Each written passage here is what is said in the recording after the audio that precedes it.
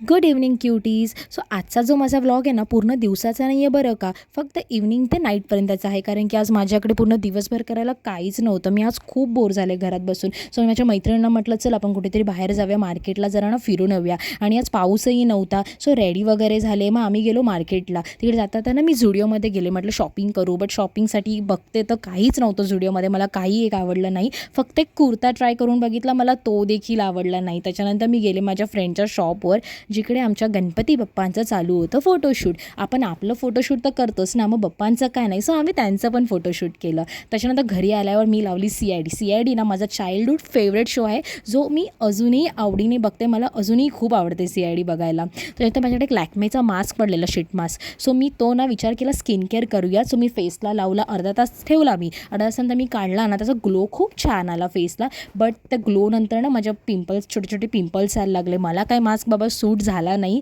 So आता पुन्हा कधीच नाही लावणार. माझं डोकं पण आज खूप दुखत होतं. सो मम्मीने ना मला मस्तपैकी ना चंपी करून दिली. बस हा होता माझा आजचा पूर्ण इव्हनिंगचा vlog. Good night, tata, bye bye.